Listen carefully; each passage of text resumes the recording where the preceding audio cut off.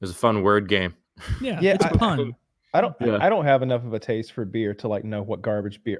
I mean, I guess it seems to me that people who like beer and have like a like are like into beer, their idea of what a good beer is the opposite of mine. Like Oh, I agree. I Yeah. like Miller Lite. I like Dos Equis. Like I like those I like thin, Bud Light. watery, Yeah. cold as ice beers, and they're all wanting some like dark amber thing with notes of butterscotch in it. And I'm like, just tastes like the bad part of a pecan to me, bro. Looks like you blended up the bad part of 1,000 pecans and added water. That's what this tastes like. The darker a beer, the worse it is, at least in my taste. Like when they try and make the coffee and the chocolate and hazelnut and stuff, it's like, are you making coffee or are you making beer? Like this is I'm just not terrible. into it. Yeah, and like maybe, and they're like, oh, it's an acquired taste. I'm like, anything that's an acquired taste, like, so Yeah, is- I don't want to acquire it. there are a lot. Yeah, exactly. Like, what if you applied that to other horrible things in life? Like, what if you said that to a rape victim? It's an acquired taste. It's- Molested? Yeah, I Yeah. don't think that applies. Yeah. like, no one likes their first rape. You have to build to it. Yeah, I don't think. Yeah, you know what, Kyle? This is exactly like beer.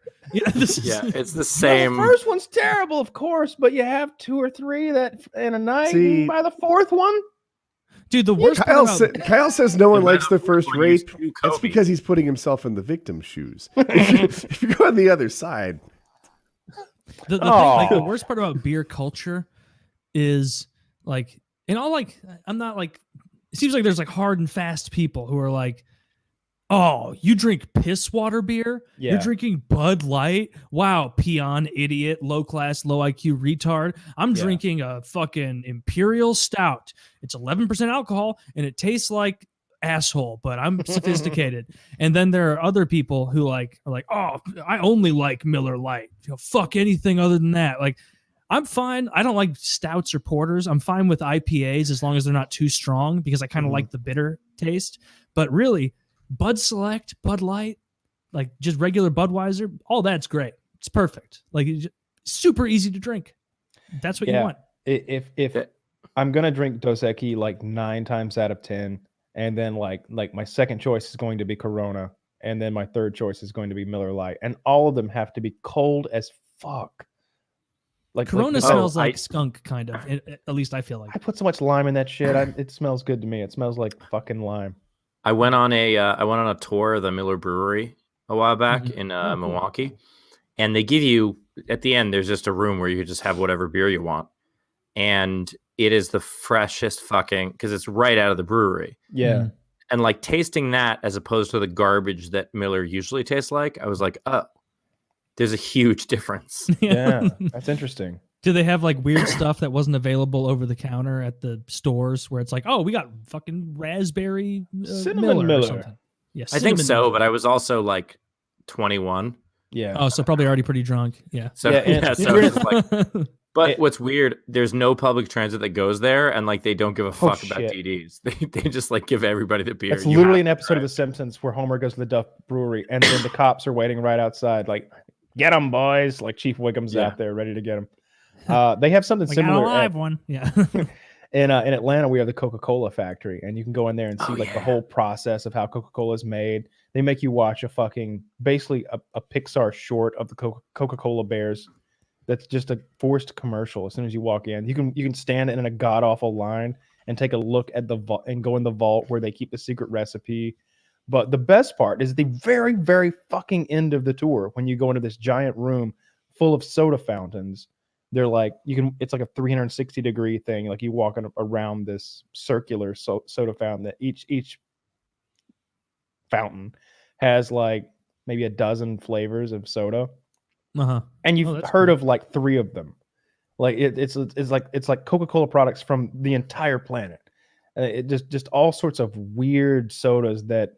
But honestly, as a kid, that sounded to me like a paradise. It's like I can't wait to get in that room and try all the sodas. You know, you get there as an adult and you're like, oh yeah, I know why they didn't pick this one. Yep, that's. Oh, I've got a that's not stomach winner. ache, and I'm not even drunk. Yeah. Yeah, like So- most of them are just garbage. Couple things about Coke. So one, I went on that tour, and there's one part of the tour where they like show you how they make Coke, and the people on the tour were so fucking dumb. So she goes, and then we put the carbonating agent in, and then to make the bubbles, we stir in a counterclockwise motion. And all these people were like, wow. ooh. And I was like, the carbonating agent was the part that made the bubbles. It's called a joke. Yeah. Yeah. Now, if It's you a go joke. clockwise, this whole place will go up. Yeah, that was pretty much, everybody was like, ooh. But What a bunch of also, tards. so Danny Jollis, who's a comedian, a buddy of mine, he was picked to be like the new Coke scientist in their, like they were doing this whole huge commercial campaign. And this is my favorite story that ever happened to anyone in Hollywood. And he, like the commercial came out months later, and he found it on Facebook. Like, it's not like they sent it to him. Like, they stopped kind of communicating to him. And he saw the commercial come up, and he watched it, and they replaced him. It's his torso. Oh, no. And they replaced his head and his arms with a cartoon polar bear. Oh, That is so fucking good. No, okay. All right. So that's funny. Yeah. That's I would be really funny. perfectly okay with that. Did they use his voice? No, so they didn't have Oh, to pay him shit. any residuals. Take that, bitch. All right, that's actually super lame. Now, if they had used the polar bear limbs and head, but they kept his voice, I'd be like, oh, I get it. They're sticking with their brand. It makes sense. The polar bear is like their mascot. But Yeah. what the made worst no would have been sense. if they had just put a more handsome man's head on his body. It was when he got signed by a big management company. One of the one of the people who worked at the Laugh Factory was like, "Oh, that's great, congratulations! Who signed the polar bear?"